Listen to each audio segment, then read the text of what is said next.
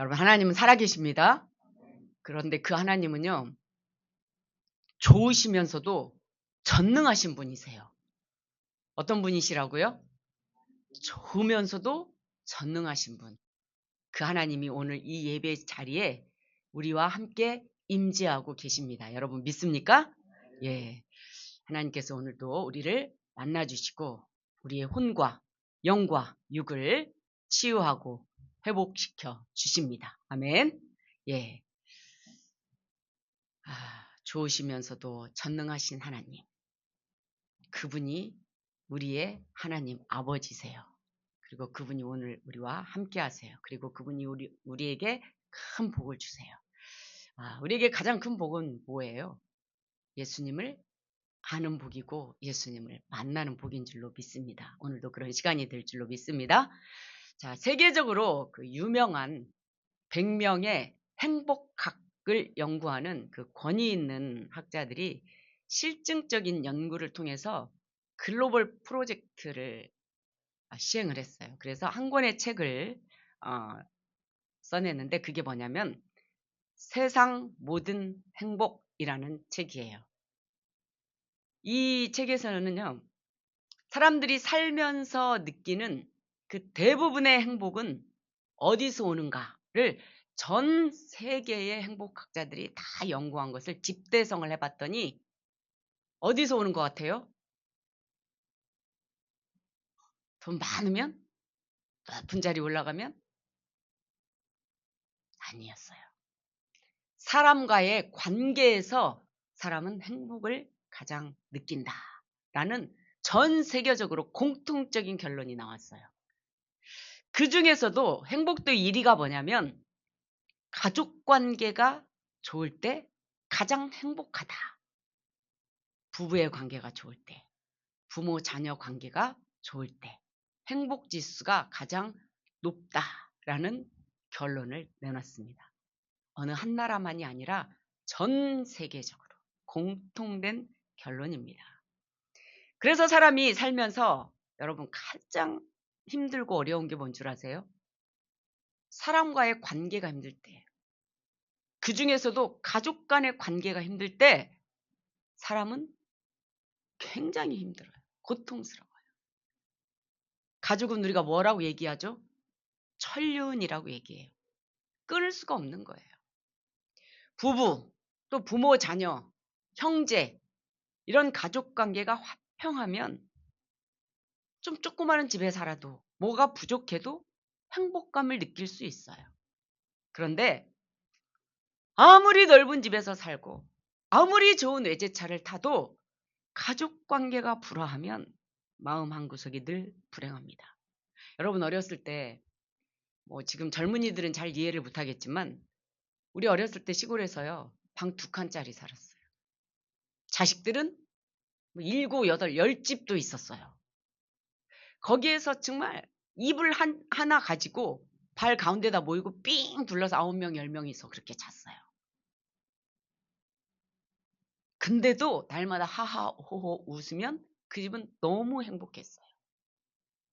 진짜 콩 한 조각이 생기면 나눠 먹어야 되는 시절이었어요. 간식이 어디 있습니까? 그래도 가족끼리 행복하면 그게 부족한지 몰랐어요. 집이 좁은지 몰랐어요. 배고파도 그냥 즐거웠어요. 그런데 지금 모든 것이 넉넉하고 풍족하고 먹을 것이 남아서 도는 이 세상에서도요. 가족 간에 불화가 있으면 사람들은 불행하다고 느끼면서 사는 거예요. 제가 많은 사람들을 상담하기 때문에 저는 현장에서 그걸 누구보다도 많이 느끼는 사람이에요. 그래서 사람들은 화평을 이루기 위해서 노력을 합니다. 갈등을 이루지 않기 위해서 참아냅니다. 그런데 오늘 본문에서 보니까 예수님이 나는 화평을 주러 온 것이 아니라 뭘 주러 왔다 그랬어요? 검을 주러 왔대. 검. 예? 그러면서 뭐래요? 아버지하고 딸하고 며느리하고 어머니하고 서로 불화하게 하려. 불화하게. 사람의 원수가 자기 집안 식구래. 여러분, 이 말씀을 지금 제자들이 들었는데 제자들이 충격을 받았을까요? 안 받았을까요? 받죠. 여러분 지금 충격 받아요? 안 받아요? 받아요. 가족을 버려라. 뭐 가족 관계를 깨라. 뭐 가족하고 싸워라. 뭐 이런 말처럼 들리잖아요. 실제적으로 제자들은 지금 가족들을 떠나서 예수님을 따라온 사람들이에요. 부모의 반대도 있었어요. 아내와 자녀들이 눈물로 말리기도 했어요. 우리를 두고 어디 가냐. 뿐만 아니에요. 종교적으로도 매우 큰 갈등이 있었어요. 여지껏 그들은 유대교를 믿고 살았단 말이죠. 바리새인들은 그들의 구원관을 가지고 자기들의 그 종교적인 행위로 구원을 얻는다. 자기들의 의를 강조하는 그런 신앙을 가르쳤고 그것들을 잘 지키는 것을 평화라고 가르쳐 왔었어요. 그런데 예수님을 따라와 보니 예수님은 그 바리새인들을 그 종교 지도자를 향해서 독사의 새끼라는 막 욕설을 퍼부어 댑니다. 당시에 율법을 연구하는 자들이 서기관이었거든요. 서기관들은 성경을 어떻게 해석했느냐? 그 종교 집단들, 종교 지도자들, 바리새인들의 이익에 맞게 성경을 해석했어요. 그리고 자기들의 목적을 위해서 성경의 진리를 고의적으로 왜곡해서 가르쳤어요. 예수님이 그 서기관들을 향해서 뭐라고 욕했어요? 화 있을진저. 이 저주받을 놈들아, 그 말이에요. 그게 우리말로 해석하면. 이렇게 욕을 했어요. 예수님은. 그런데 그런 예수님이 오늘 뭐래요? 나는 화평을 주러 온 것이 아니라 검을 주러 왔다. 제자들은 어떻게 할지를 모르겠는 거예요. 그들의 마음이 요동을 칩니다. 검을 들고 있다는 것은 뭐예요? 싸우라는 거잖아. 이건 화평이 아니라 불화예요. 불화. 예수님 말씀, 예수님의 하는 것을 보면 평화가 아니라 갈등을 폭발시키고 있는 것처럼 보인단 말이죠. 유대교인들은 예수님 제자들에게 늘 시비를 걸고 분쟁을 걸어옵니다. 제자들은 그들하고 부딪히지 않기 위해서, 그들의 감정을 건드리지 않기 위해서 늘 조심해요. 어떤 분쟁이 생겨도 그냥 덮어두려고 애를 씁니다. 안 싸우려고. 왜냐? 진리를 지키려고 하면요, 갈등이 생길 수밖에 없어요. 그 바른 길을 가려고 하면 사람들과 분쟁이 일어나고 사람들과의 그 사이가 멀어지게 될 수밖에 없어요. 대체 제자들은 어떻게 해야 될지, 어떻게 타협점을 찾아야 될지 중심을 잡지 못하고 지금 혼란스러운 상태입니다. 자, 태초에 하나님께서 이 세상을 창조하셨죠. 모든 만물과 인간을 누가 만드셨다? 하나님이 창조하셨다. 하나님이. 빅뱅 폭발돼서 된 것이 아니다. 창조주 하나님이 이 세상을 만드셨을 때 하나님이 세상의 중심이셨어요. 그리고 모든 피조물과 인간은 그 하나님 중심으로 하나님 기준으로 살았어요. 그러니까 에덴 동산에는 갈등이 있었을까요? 없었을까요? 없었어요. 다툼이 있었을까요? 없었을까요? 없었어요. 그냥 날마다 평화로웠어요. 날마다 행복했어요. 하나님이 주신 그 질서 안에서 모든 것이 조화롭게 운행이 됐기 때문이에요. 그 중심에 누가 있었기 때문에. 하나님이 계셨기 때문에. 하나님을 중심으로 서로가 자기 위치를 잘 알고 있었어요. 그 자리에서, 각자의 자리에서 하나님을 중심으로, 하나님이 정한 그 질서와 권위를 중심으로 자신을 바라보고 행동을 했습니다. 그러니 얼마나 조화와 질서가 이루어졌겠습니까? 거기에 무슨 분쟁과 갈등이 있었겠냐고요. 그런데 그런데 인간이 어느 날 그 조화를 깨뜨리고 마는 거예요. 하나님이 제안한 그 명령을 거역해버리고 선악과를 따먹고 난 후에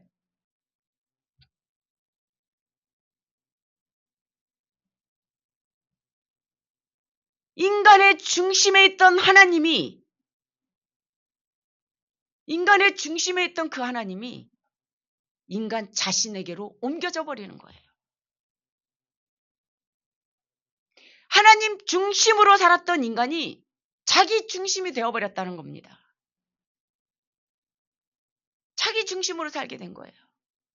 그리고 에덴에서 쫓겨나게 되죠.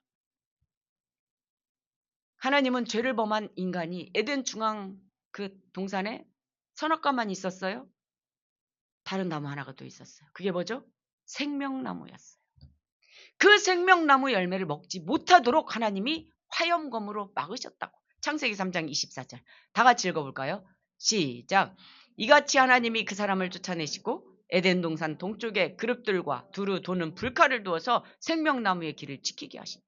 아담과 하와가 에덴 동산에 와서 그 생명나무 열매를 먹지 못하도록 천사들을 두고 불칼을 화염검을 두어서 그 생명나무를 못 먹게 만들었어요. 인간의 중심이 하나님에게서 인간으로 바뀌는 순간, 자신으로 바뀌는 순간 모든 평화는 사라져버리고 맙니다. 생명뿐만이 아니라 이 생명과를 먹어야 영원한 생명이 주어지는 거잖아요.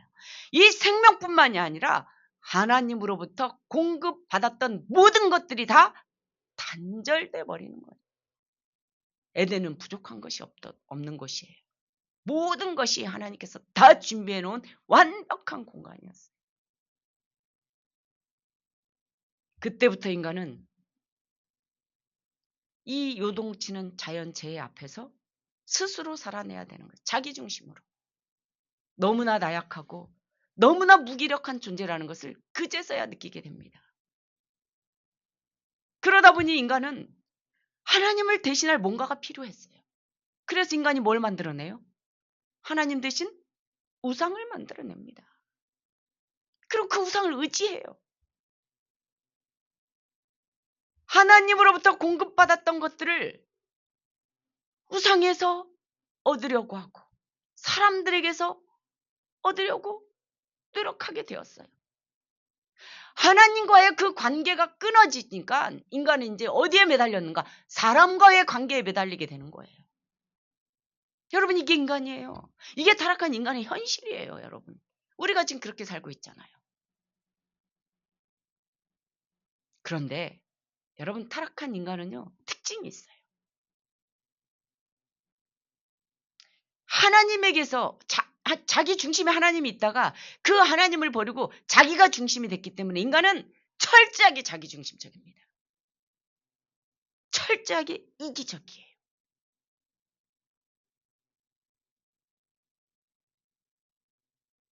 그래서 인간은 자신이 살아남기 위해서는 무엇하고도 타협할 수 있는 게 인간이에요, 여러분. 아무리 아닌 것처럼 해도. 그래서 타협을 하다가 서로 속이고 이용하고 배반하고 이런 일들이 수없이 일어나는 게 인간 세상입니다. 그래서요, 인간은 입으로는 화평을 말해요. 그렇지만 그 마음속 깊은 곳을 보면 늘 불신과 불화가 도사리고 있는 거예요.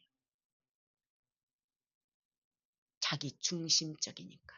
나하고 안 맞는 것은 언제든지 불신할 수 있고 나하고 틀린 것은 언제든지 내가 거절할 수 있고 불화를 일으킬 수 있는 존재가 바로 인간이, 하나님을 떠난 인간이란 말이죠. 그래서 하나님 중심에서 하나님이 이 중심에서 사라진 인간에게 남은 건 끝없는 갈등뿐입니다. 그래서 인간이, 여러분, 둘만 모이면 갈등이 있어요, 없어요? 있어요. 근데 혼자 있어도 갈등이 있어요, 없어요? 있어요. 짬짜면이 그래서 생긴 거 아닙니까? 혼자 중국 음식점을 들어가서 짜장면 먹을까 짬뽕 먹을까를 갈등을 해요. 하나님이 없이 세운 인간의 평화라는 것이 바로 그런 겁니다. 진리가 없는 타협은 여러분 오래가지도 못하고 결국 깨어지고 마는 것. 이게 인간의 평화예요. 인간의 평화. 인간의 화평. 그 결과 지금까지 인간의 역사를 한번 보세요. 늘 모든 시대마다 평화를 안 외친 시대가 어디가 있었어요. 그렇지만 인간의 역사는 전쟁의 역사예요. 약육강식의 역사예요. 지금도 지구 한쪽에서는 뭘 하고 있습니까? 전쟁을 하고 있습니다. 전쟁을. 하나님을 이 중심에서 밀어낸 인간은 다른 사람과도 화평을 못하지만 자기 자신하고도 화평하지 못하게 되어 있어요. 그래서 인간은 늘 불안하고 초조해하는 거예요. 인간이 자기가 중심이 되어서 만든 화평은 이렇게 언제든지 깨어지고 무너질 수밖에 없는 것입니다. 그래서요. 예수님이 이 땅에 오신 이유가 뭐냐? 예수님이 이 땅에 오신 이유는 그런 거짓 화평이 아니라 깨어지고 사라질 무너질 거짓 화평이 아니라 진짜 화평. 깨지지 않는 화평. 참된 화평을 주시기 위해서 예수님이 이 땅에 오셨습니다. 여러분 믿습니까? 예. 인간이 만드는 그런 불완전한 화평이 아니라 하나님과의 화평. 하나님이 주시는 그 참된 화평. 진리 위에 세워진 화평을 이루려고 예수님이 이 땅에 오셨습니다. 로마서 5장 1절에 보면 이런 말씀이 나와요. 그러므로 우리가 믿음으로 의롭다 하심을 받았으니 우리 주 예수 그리스도로 말미암아 하나님과 뭘 이루자? 화평을 이루자. 예수님으로 인해서 하나님과 화평을 이루자. 화평을 하나님과 이루기 위해서 예수님이 이 땅에 오셨다 말씀하고 계셔요. 예수님은 화평을 이루기 위해서 그래서 검을 가지고 오셨다. 오늘 이 말씀을 하고 있는 거예요. 진리의 검. 화평의 검. 이 검은 사람의 중심에서 잃어버렸던 그 하나님을 다시 우리 중심에 세우기 위한 검입니다, 여러분. 예수님의 가지고 오신 이 검은 바리새인들의 그 잘못된 율법의 그 구원관을 찌르고 쪼개서 깨뜨렸습니다. 그리고 율법을 완성하셨어요. 또 서기관들의 그 인간 중심의 왜곡된 말씀 해석. 그래서 사람들의 마음에 늘 죄책감을 심어주고 종교적 열심을 불어넣어서 자기들의 욕심을 채우려고 했던 그 거짓 진리의 위선을 향해서 예수님은 검을 들으셨어요.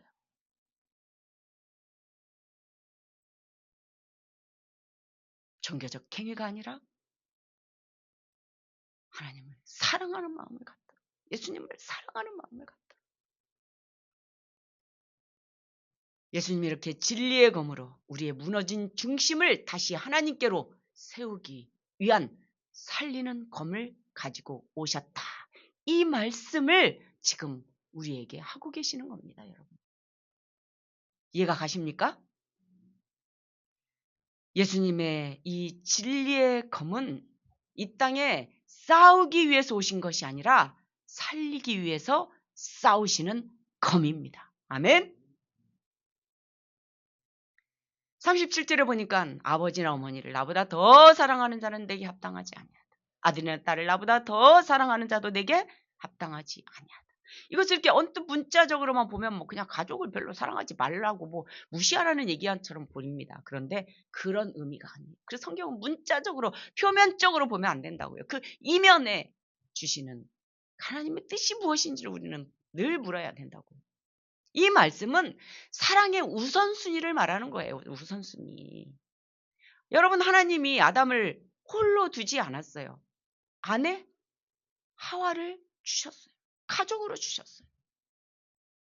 가족은 하나님께서 우리에게 주신 아주 소중한 존재입니다. 가족 간의 사랑은 때로는 따뜻하기도 하지만 때로는 또 복잡하기도 해요. 그렇지만 가족은 하나님께서 우리에게 허락한 아주 중요한 삶의 일부임에는 틀림이 없습니다. 그런데 예수님은 인간이 죄를 짓고 타락해서 변질되어 버린, 타락해버린 그 인간의 사랑의 중심점이 다시 하나님께로 돌아오기를 원하신다는 사실이에요, 여러분. 여러분, 예수님도 보세요. 하늘 영광을 버리고 하나님 아버지를 떠나서 죄인이 있는 이 피조물의 모습으로 이 땅에 오셨어요, 여러분. 왜요? 하나님 아버지의 그 뜻을 가지고 죄인을 구원하시기 위한 목적이었어요. 아버지를 떠나서.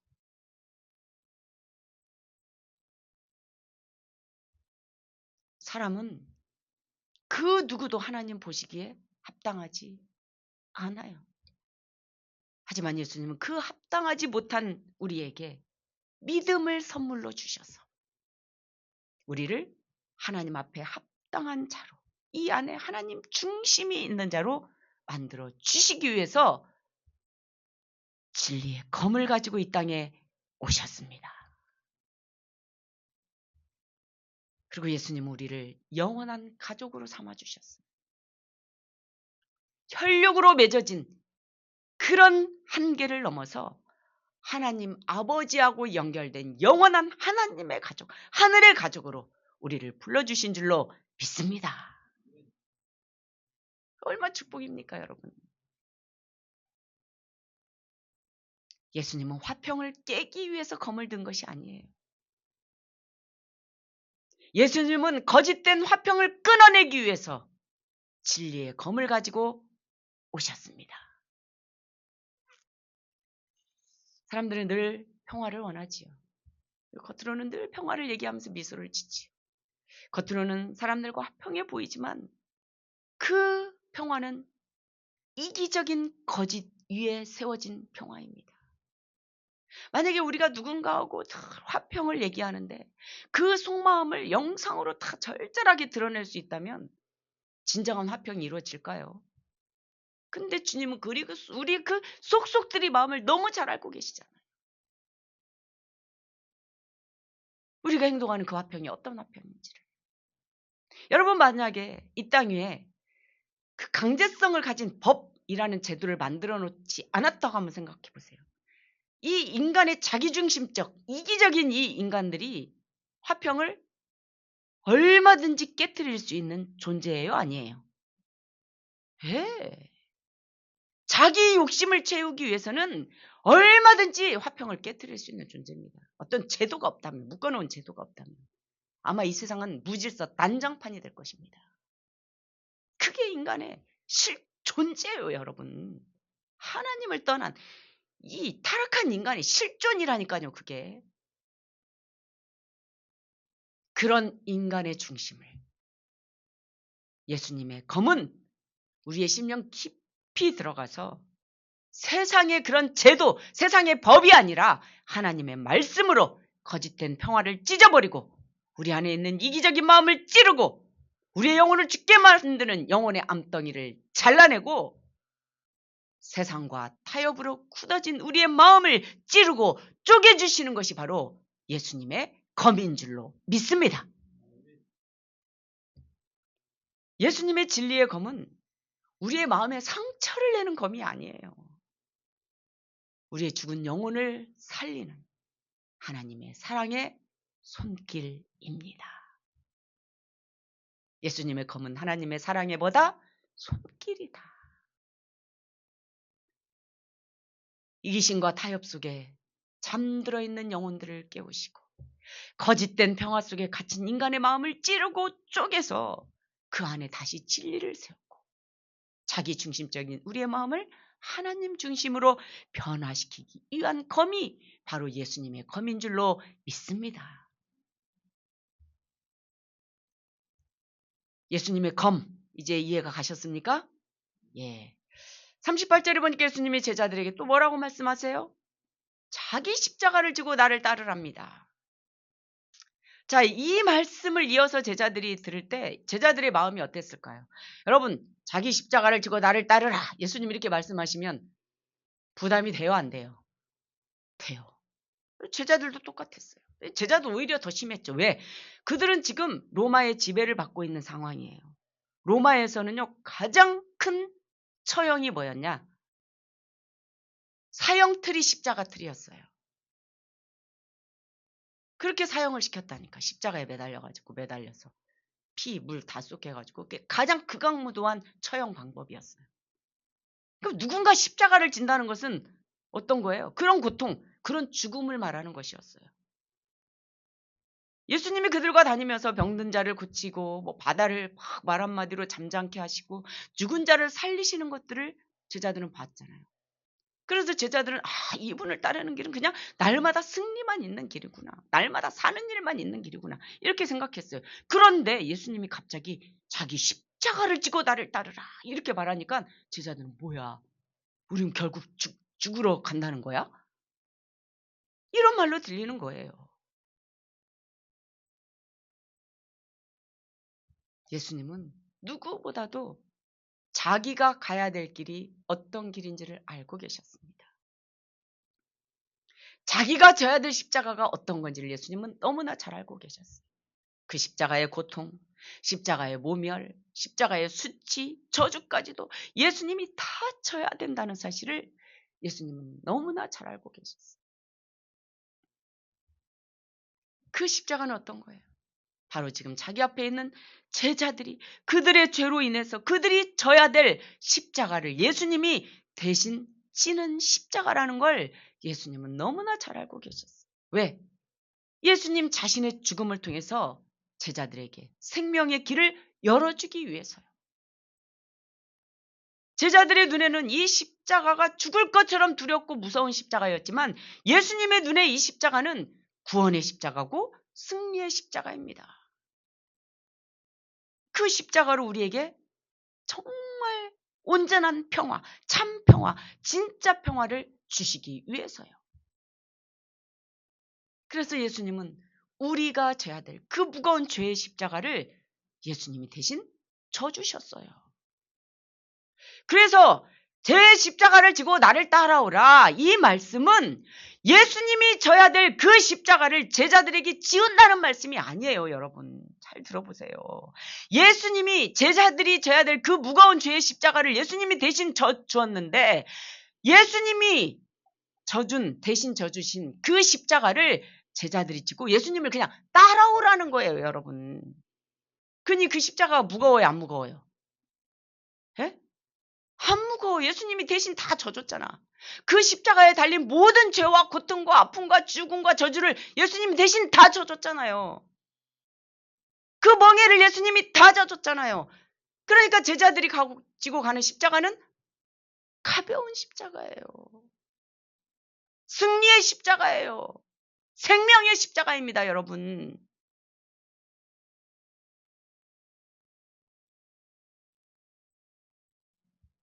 세상 사람들이 말하는 평화는 사람들이 만든 평화입니다. 하나님이 없는 평화는 언제든지 무너질 수 있는 평화예요.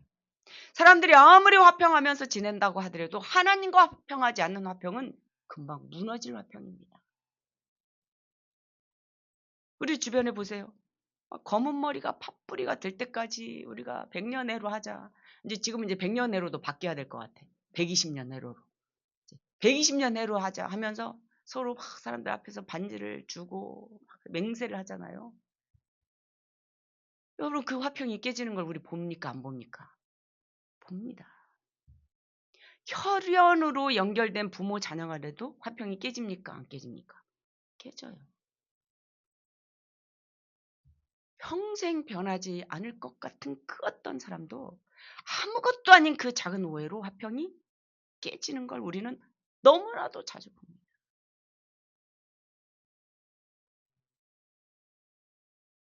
이게 인간의 화평이에요. 그런데 우리는 그 거짓 화평을 위해서 정작 하나님과의 화평을 놓칠 때가 너무나 많아요.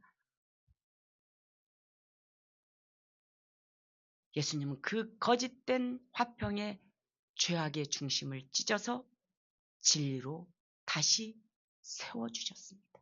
그 십자가를 지셔서. 진리의 검이신 예수님이 이 땅에 오셔서 이 세상의 모든 거짓이 드러났어요. 그 거짓된 화평이 다 드러났습니다. 진리의 검이신 예수님이 말씀하심으로 인해서 저주의 모든 어두움이 다 깨뜨려졌어요. 예수님이 자신을 십자가에 죽이심으로 죄와 사망의 모든 권세를 쪼개고 영원한 부활의 생명을 주셔서 우리의 무너진 화평을 다시 하나님의 온전한 화평으로 회복시켜 주셨습니다. 아멘. 예. 제가 예전에 전도사로 사역할 때 우리 교회 부서의 장으로 계셨던 권사님이 계셔요. 김 권사님이라고. 정말 그 교회에서 헌신의 대명사이셨어요. 근데 굉장히 형편이 어려우셨습니다. 그 권사님이. 저기 대화동거 15평짜리 그 집에서 아주 넓은 오래된 집에서 자녀, 딸 둘, 아들 하나, 셋을과 함께 연세가 아주 많이 드시고 거동이 굉장히 불편하신 그 어머니까지 모시고 살았어요. 방이 딱 2개밖에 없는데. 게다가 그 남편이 좀 무능력했어요.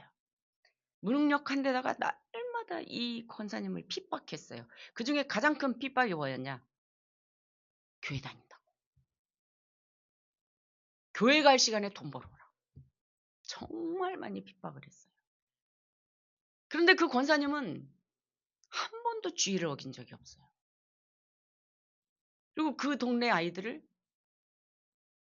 학교 앞에 가서 우리 부서 6학년 담임이었는데 6학년 반년 담임을 맡았는데 전도해가지고 자기가 차가 없으니까 주일날은 택시를 불러가지고 그 아이들을 택시에 태우고 교회로 와요.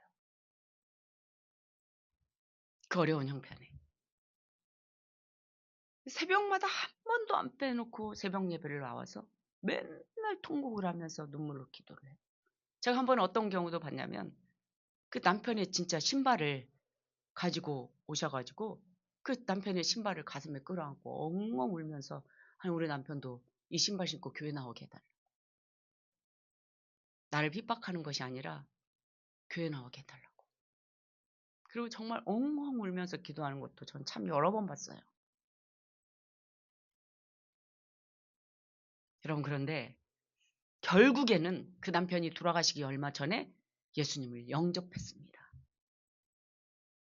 그리고 정말 하나님 앞에서 처절하게 회개했어요.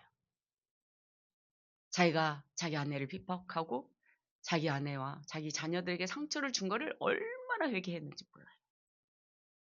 그리고 하나님과 온전한 화평을 이루고 가족들하고 온전한 화평을 이루고 돌아가셨어요.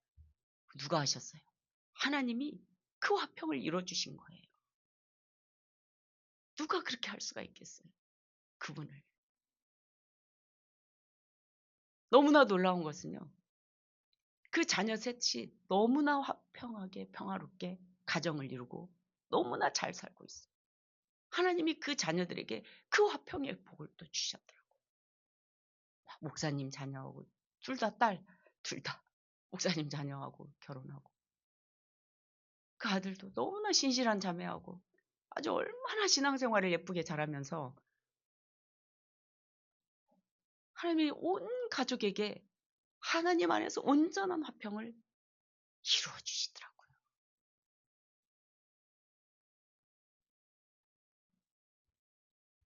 예수님의 검은 거짓 평화와 참된 평화 사이에서 요동치는 우리의 마음을 흔들리지 않는 견고한 반석이 되도록 역사해 주십니다. 우리는 그 주님의 화평을 붙들어야 돼요. 그 주님의 화평 위에 우리가 견고히 서 있으면 주님은 그 주님의 화평을 이루어 주신다니까요.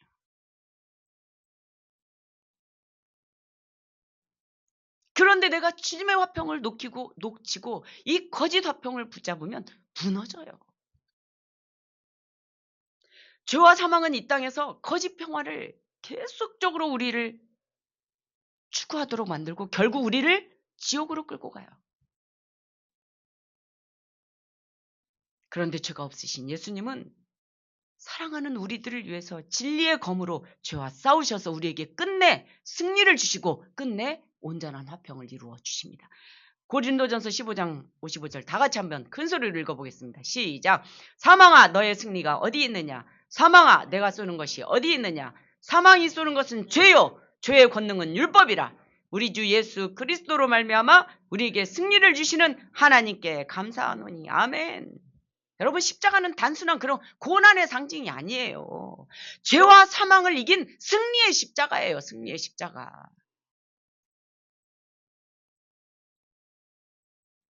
요즘 사순절 기간인 거 아세요?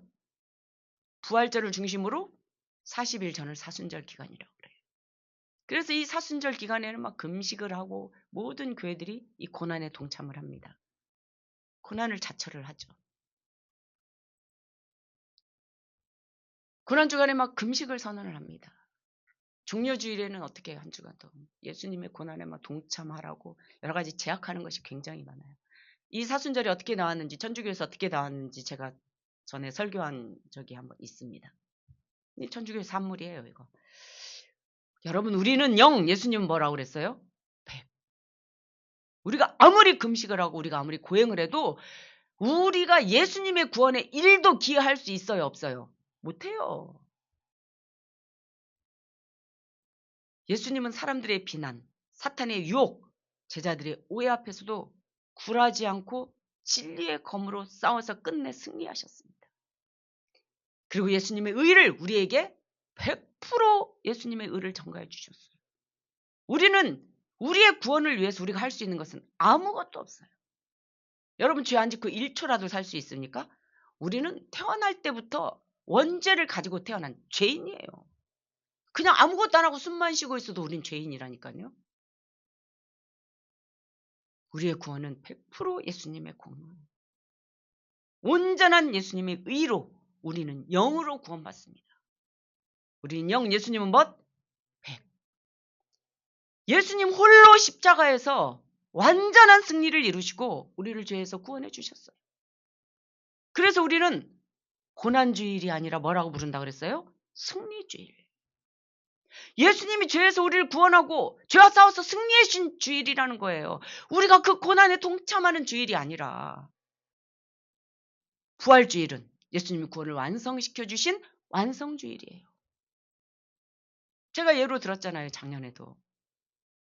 여러분 누가 놔줬어요? 엄마가 놔줬잖아. 엄마가 쉽게 웃으면서 여러분 짠하고 난 사람 한 사람도 없어요. 죽을 힘을 다해서 낳았어요. 하늘이 노랗고 까맣고 정말 내 생명을 걸어놓고 자녀를 낳았어요.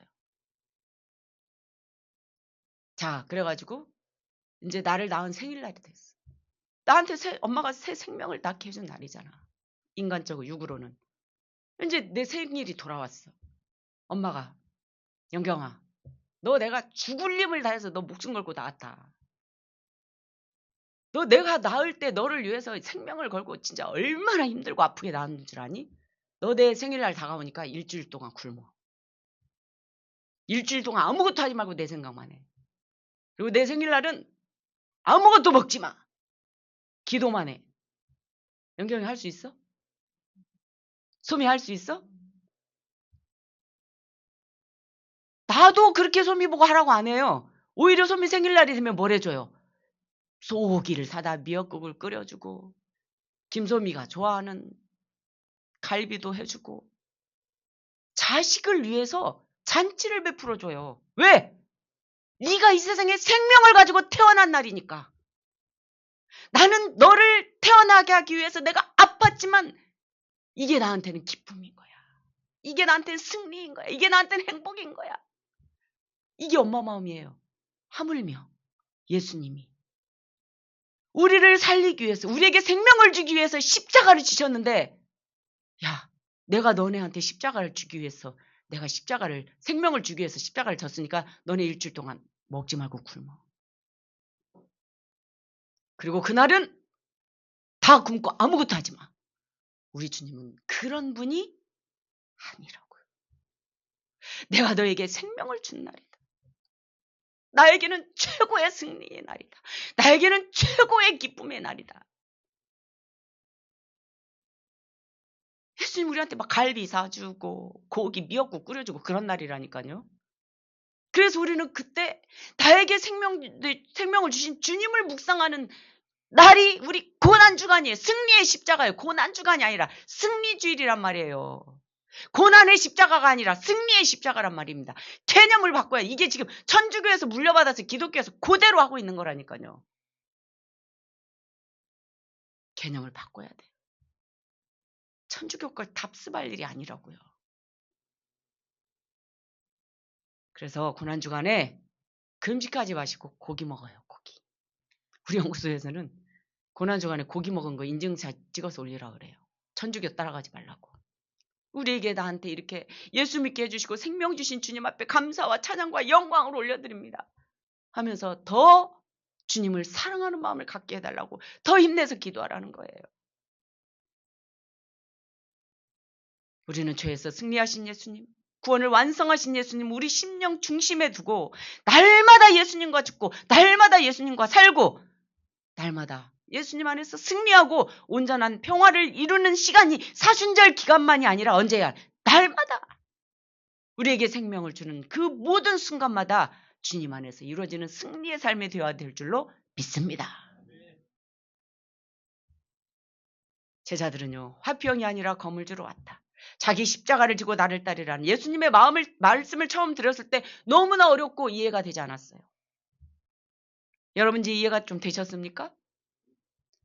하지만 예수님이 주신 검은 예수님으로부터 멀어지게 하는 죄를 끊어내고 내 중심 자리에 있었던 예수님을 내 중심에 다시 세워주는 승리의 칼이라는 것을 깨달았습니다.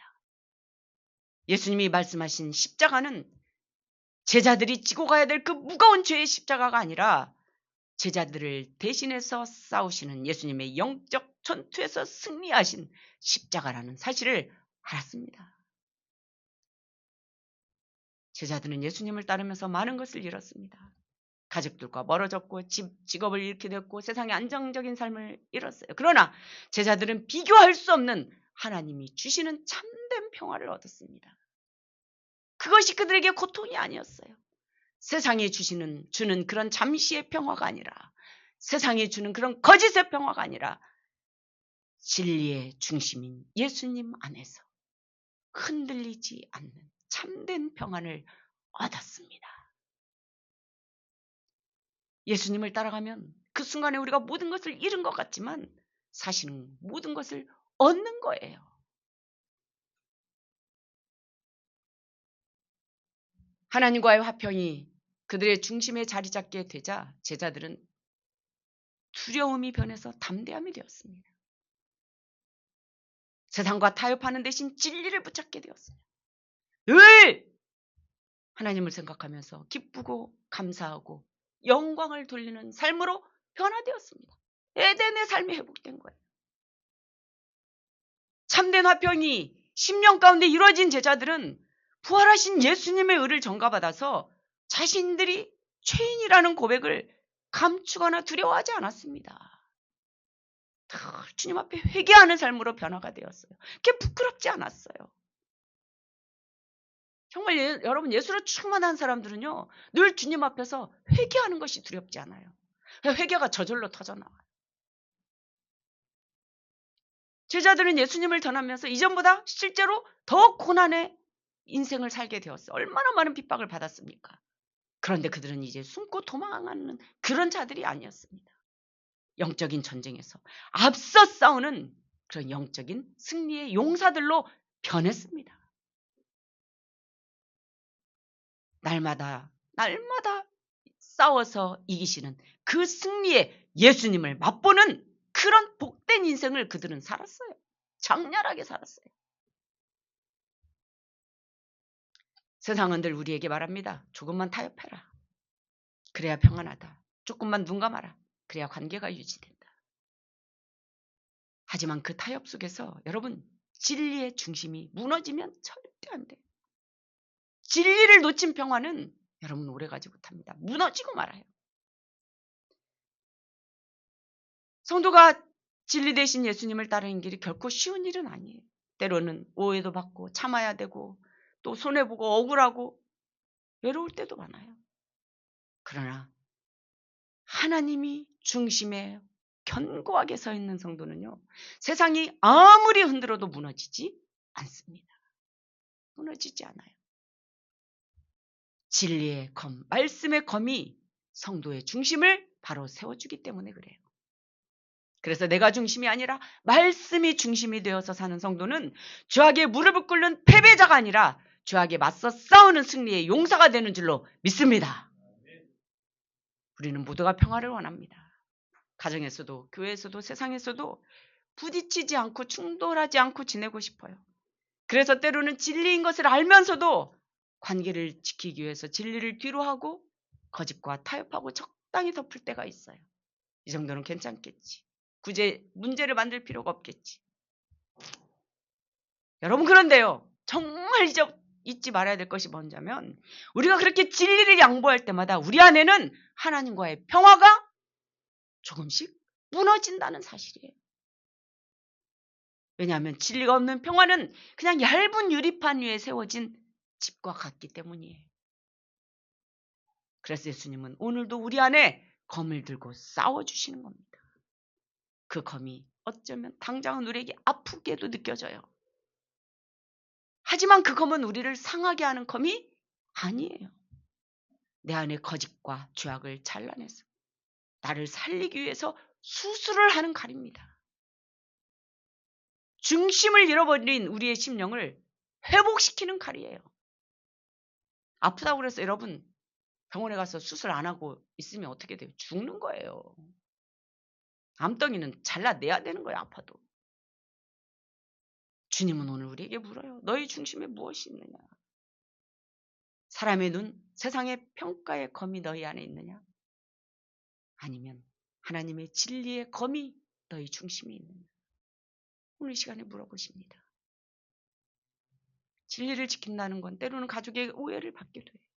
세상에서 손해를 보기도 합니다. 예수님의 그 진리의 검이 내 마음의 중심을 지나갈 때 때로는 그 책망의 칼날로 나에게 아픔이 되기도 해요. 우리는 그때 어떻게 해야 될까요? 여러분 그때 어떻게 반응하십니까? 원망하고 거역하고 불평하고 여러분 그것은 내가 중심에 있기 때문에 그런 거예요. 우리는 그때 나를 만지시는 그 진리의 예수님의 검 앞에 영혼의 무릎을 꿇고 주님 내가 잘못했습니다. 주님 내가 죄인입니다. 고백해야 될 줄로 믿습니다. 그렇게 하는 걸 누가 가장 싫어할까요? 사탄. 마귀는 우리가 그렇게 하는 걸 가장 싫어해요. 왜? 우리가 진리의 검에 찔려서 우리가 죄인임을 고백하면 우리가 주님 앞에 그 진리의 검에 찔려서 우리가 주님의 말씀에 순종하면 우리는 하나님과 화평해지기 때문에 사탄은 그걸 방해해요. 그래서 끝까지 네가 잘못했다고 시인하지 못하게 하는 거예요. 그게 사탄의 역할이에요. 거기에 휘둘리지 마세요. 주님 앞에 겸손히 무릎 꿇고 엎드려서 주님 내가 잘못했습니다. 그런 자에게 예수님은 자신의 보혈을 뿌려서 그의 모든 죄를 용서해 주시고 주님의 그 크고 그 따뜻한 품에 그 좋으면서도 전능하신 그 하나님의 품에 우리를 안아주시는 줄로 믿습니다. 그 능력 주시는 자에서 내가 모든 것을 할 수 있는 거예요, 여러분. 우리의 중심이 하나님 안에서 바로 설 때 우리는 어떤 일을 당해도 그래서 흔들리지 않을 수가 있는 겁니다. 진리의 검이 지나간 자리에 날마다 회개가 터져요. 날마다 눈물이 있어요. 날마다 예수님의 중심이 있는 삶을 살게 해달라고. 우리는 그렇게 주님 앞에 기도해야 됩니다. 바로 그 자리에 하늘에서도 땅에서도 결국 하나님 주시는 참된 평화가 세워지게 될 줄로 믿습니다. 원망 불평이 아니라 감사와 기쁨과 찬양이 흘러넘치게 될 줄로 믿습니다. 하나님과 화평한 자가 가장 복된 자예요. 여러분 하나님과 화평한 자에게 주님이 무엇을 주시지 않겠습니까? 민수기 6장 다 같이 읽고 예배를 마치겠습니다. 다 같이 읽습니다. 시작. 여호와는 내게 복을 주시고 너를 지키시기를 원하며 여호와는 그의 얼굴을 내게 비추사 은혜 베푸시기를 원하며 여호와는 그 얼굴을 내게로 향하여 드사 평강 주시기를 원하노라. 아멘. 하나님과 화평한 자에게 하나님이 이런 복을 주시기를 원합니다. 우리들 생가족 모두에게 하나님과 화평해서 이런 복이 날마다 여러분의 삶 가운데 충만하게 임하시기를 예수님의 이름으로 축원합니다. 축원합니다. 축원합니다.